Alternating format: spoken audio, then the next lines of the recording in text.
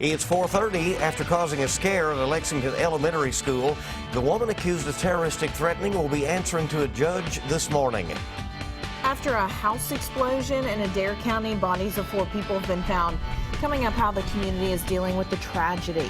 People have been lined up outside a new Lexington restaurant since yesterday, and we'll tell you why just ahead.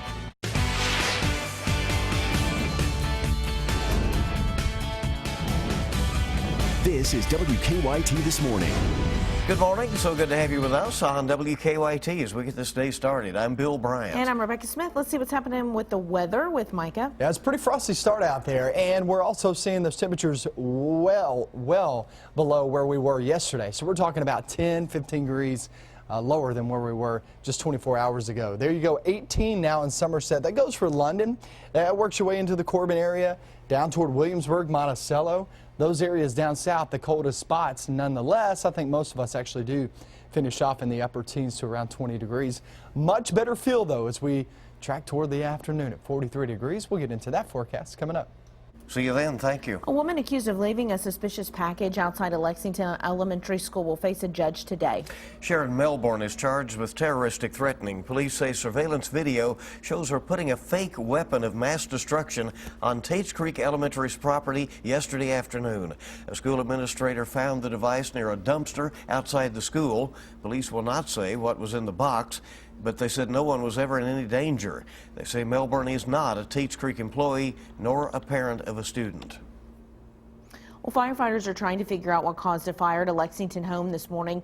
It started just before 9 last night at the home on Versailles Road near Parker's Mill. Firefighters say they quickly put out that fire before it caused too much damage. No one was injured. Firefighters think the home had been vacant for some time. People in a southern Kentucky community gathered to remember 4 lives lost in a house explosion. Police have now identified the victims as a couple, their 1-year-old granddaughter, and a family friend. The explosion sparked a fire that ripped through the house in Adair County Tuesday. You can see in this video Officer Don shooting this from Sky First. There is not much left of that structure. Last night, a prayer service was held for the victims.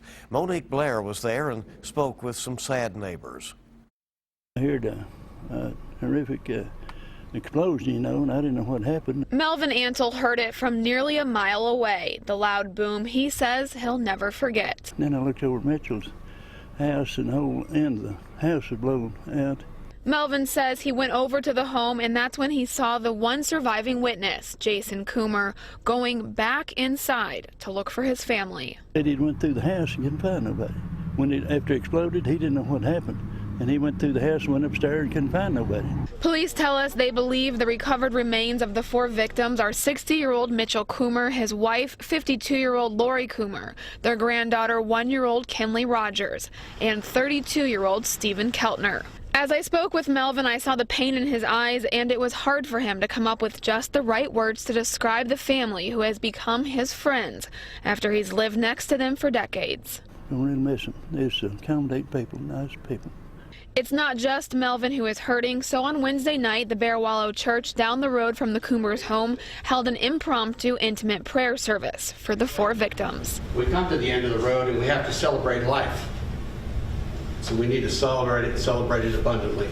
Amazing grace. They're really going to be missed, In Adair County, Monique Blair, WKYT. Investigators are still not sure what caused the explosion this morning. They do not think anything suspicious was the cause. Police say that Jason Coomer was on the opposite side of the home from where the explosion occurred and was able to make it out safely. Well, saving lives is part of their job, but during last week's winter storm, 2 Kentucky State Police troopers went the extra mile to help a patient out at UK Hospital. Nurses at UK's Markey Cancer Center said that they faced a major issue last Friday. One of their patients needed chemo. But with all the snow, they couldn't get it from Louisville. With no other options, they called Kentucky State Police for help. Knowing the patients' lives were at stake, 2 troopers, Chris Martin and Kaylin Hall, took on the task. So the state troopers jumped in. 2 of them went down to Louisville and brought the chemo back in order to get it here in time for the patient to have the chemo so that we could keep his transplant on track. Trooper Martin picked up the chemo in Louisville, then handed it off in Frankfort to Trooper Hall. The troopers say it took 5 hours, but the medicine was delivered. UK Healthcare thanked both troopers on a Facebook post. It's received nearly 3,000 likes, 700 shares, and more than 100 comments from others thanking them as well. All right. Tremendous teamwork there. The Kentucky National Guard helped a liver transplant patient during the winter storm. Joyce Frazier of Bell County has been suffering from cirrhosis and was waiting on a new liver. On Friday, she received a call that one was available for her at UK Hospital. She and her family immediately hit the road for Lexington, but they became stranded in that traffic jam on Interstate 75 in Rockcastle County that night. So the family called the hospital, who sent in the National Guard and police to help. Their statement was, "We are going to get you there, and just hang in there." We had 18-wheelers that was actually pulling our vehicles with chains because we got stuck. Frazier did make it to Lexington. She did receive the liver transplant. Family members say now she is already doing much better. Last week's winter storm is still causing problems out in Breathitt County. Firefighters fear the roof of one building could collapse under the weight of heavy snow, so they have closed all the businesses inside for now. Firefighters say the roof and some of the businesses already have damage. They say they're working to find temporary homes for those businesses. It's rare for this to happen in Lexington, but city officials say they have received 2 unconfirmed reports of bear sightings. Both reports come from Jacobson Park over the last couple of days. City officials say one caller reported seeing 2 bears near the dog park Tuesday. The second call came yesterday in the same general area. City officials say they brought in wildlife officials out of Frankfort to investigate. They could not find any tracks or any other indications of bears in the park. Wildlife officials say it would be very unlikely to find bears this far out of their home range. For anyone thinking the Wildcats would overlook Missouri before playing Kansas, they were sorely mistaken. Focused on one game at a time, John Calipari's guys won big in front of a sold-out Rupp Arena last night. The Missouri Tigers only led once after scoring the game's first basket. The Cats never looked back after that. Getting contributions from several players, the Cats won by more than 30 points. The final score, 88-54. The Cats hope to continue their winning ways on Saturday when they travel to Kansas to take on the number 4 ranked Jayhawks. An employee at a juvenile detention center in Hardin County has been placed on paid leave following the death of a teenager there. The Kentucky Justice Cabinet says the employee admitted to failing to make all required visual bed checks the night the 16-year-old died. Family and friends have identified the teenager as Gina McMillan of Shelbyville. The cause of her death has not been determined. The Justice Cabinet says the employee is on leave pending the outcome of the investigation. Kentucky Governor Matt Bevin has sent his proposed highway spending plan to Kentucky lawmakers. The governor wants to spend $6 billion on Kentucky's roads and bridges over the next 6 years. He wants to spend 15% of the money repairing the state's 14,000 bridges. It also includes maintenance of the Brent Spence Bridge in northern Kentucky while a study is performed. The governor also wants to widen Interstate 75 in Rockcastle County to 6 lanes. Governor Bevin wants to cut the amount of state funding given to the state's universities. Now those universities have some tough decisions to make. The governor is using executive action to cut 4.5% from state university funding for the current fiscal year. And he's proposed 9% cuts for the budget that begins in July. Last night, 8 university presidents held a conference call with the governor. He wants to start to move toward a performance funding model for higher education. They didn't get into a lot of detail. He was very open and cordial about the idea that he wants input and feedback. The University of Kentucky will have to cut more than $12 million between now and June 30th. UK is now working to figure out where those cuts will come from. Well, would you wait in line all night just for a chance to receive free chicken for a year?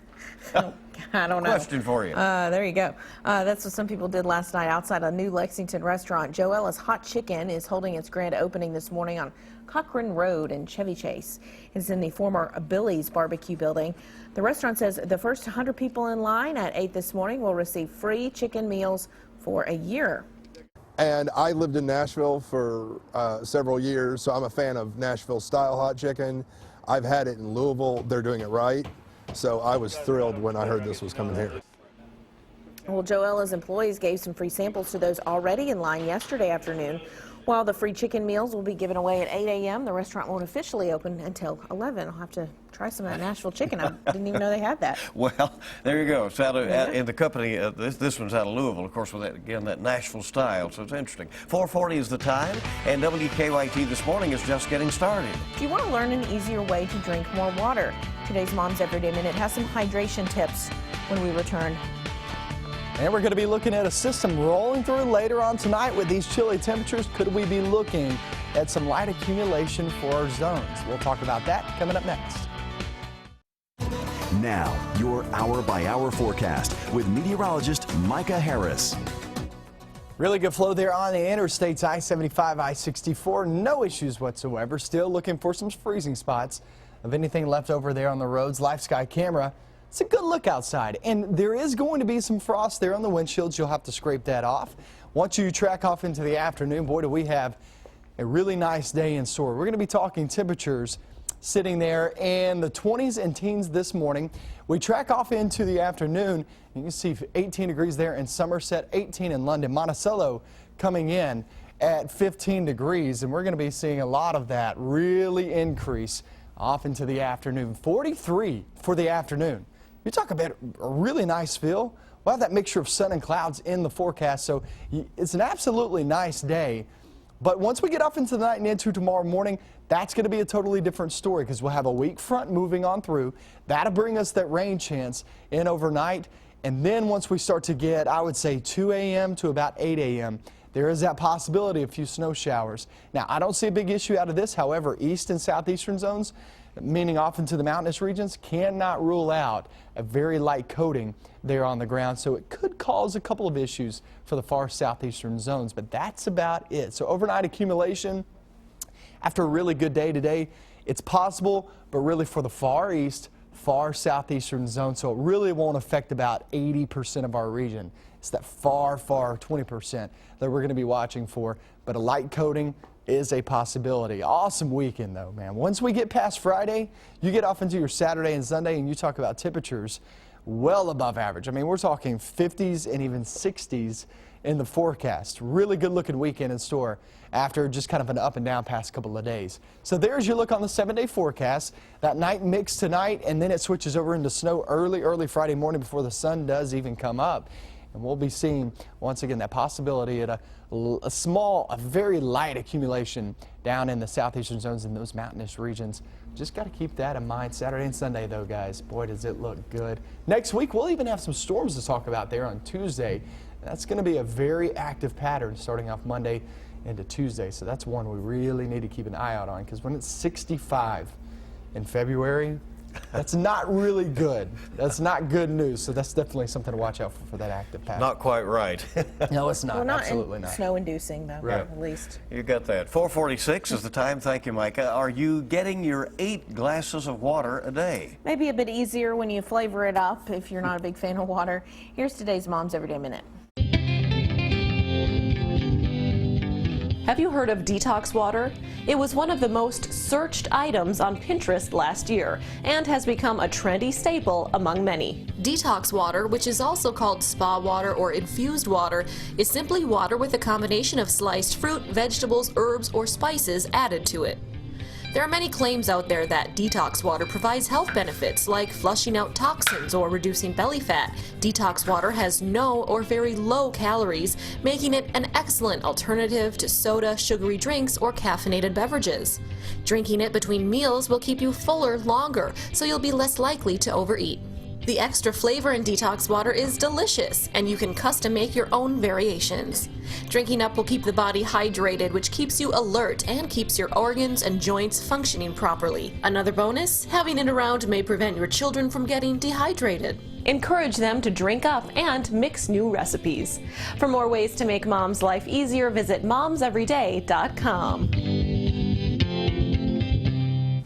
For these tips and more, go to WKYT.com. Click on Moms Every Day. And we're coming right back on WKYT on your Thursday morning. It is 4:47 right now. Republican frontrunner Donald Trump will not be on stage, he says, for tonight's GOP debate. Coming up, why he should expect some criticism for his decision to potentially skip.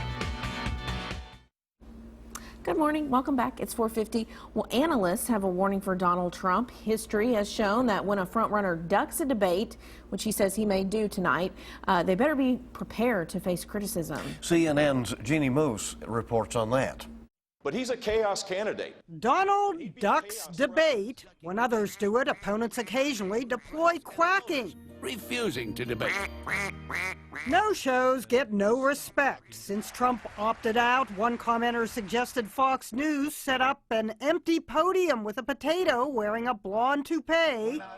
The empty podium or chair is the usual way to embarrass a no-show, from a debate to pick the Prime Minister of Spain to American news shows. Terrified now, cowardly lawyer representing George Zimmerman has left that chair empty, run out of our studio. A gutless little twub.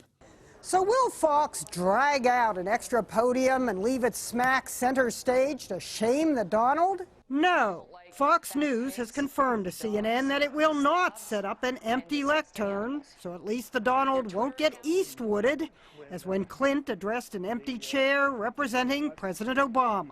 What do you want me to tell Romney? I can't tell him to do that. Can't do that to himself. But it's not just no-shows who get reproached by the empty podium, it's late shows, too. And we believe Secretary Clinton will be coming around the corner any minute. A few seconds delay at the restroom sure put the P in podium. Sorry. And as if an empty podium isn't enough of a rebuke, imagine a moment of silence. A candidate for president of Argentina used 30 seconds of his time in silence to draw attention to the empty podium of the leading candidate who refused a debate and lost. But Donald Trump, take heart, at least if you don't show up at a podium. I have to say, you can't take it with you, as Italy's former prime minister did. And like the Donald, he kept talking. Jeannie Moose, CNN, New York. Well, the leader of the armed group occupying a federal wildlife refuge in Oregon has asked his followers to go home. Ammon Bundy and several protesters were arrested Tuesday on federal charges. Protester Lavoy Finicum was killed during the arrest. Officials say Finicum reached toward his waistband where he had a gun, and SWAT team members opened fire. Through his lawyer, Bundy is now asking his followers to end the occupation. Time this morning is 4:53 on WKYT. In just a moment, a look at some of the news stories we're working on for you this morning. We'll also have another look at your morning forecast. Welcome back. 4:56 on WKYT on your Thursday. Yeah, I hope yours is off to an awesome start. Let's get a look at some stories we're working on this morning. Right now, police believe that they do know the identities of the 4 victims from Tuesday's house explosion. And coming up at 5, a closer look at how community members are now reacting to the devastating news. A new restaurant opening up in Lexington this morning, causing quite a bit of buzz. In a brand new hour of WKYT this morning, we'll show you why several people have been in line since yesterday, hoping to be among the first customers. A little chilly for that out there. If it had been over the weekend, it might be a little warmer. Let's check in with Micah here ahead of the top of the hour. Yeah, you know, they came in yesterday and brought some food as well when they were doing their interview. Amazing chicken. Really, really good chicken. We're at the teens down south. 17 now in the London-Corbin area. That's McKee, that's Annville, and also sitting there in Rockcastle County, all the areas included in that area. So Mount Vernon, Somerset, Monticello, it's a pretty cold spot. If you do have some fog, obviously it's going to be frozen fog. 23 degrees now in Lexington with a frosty start this morning. We'll finish off in the upper teens to around 20 degrees. Then we go throughout your day, quickly warming. I'm talking 37, a 20-degree swing from 8 a.m. to about noontime. So you're talking about big jump of temperatures off throughout the day. The way you can do that is have at least some sunshine, which we'll have some clouds filtering in too, but also switching the winds around. Okay, so the winds will start to come out of the south and southwest, and that'll help us out big time. 43 degrees by the afternoon, that's a good feel. But then overnight and into tomorrow morning, it gets a little interesting. We have a few flakes in the forecast. We'll talk about if anybody expects any accumulation. Coming up with another 2 hours, WKYT News.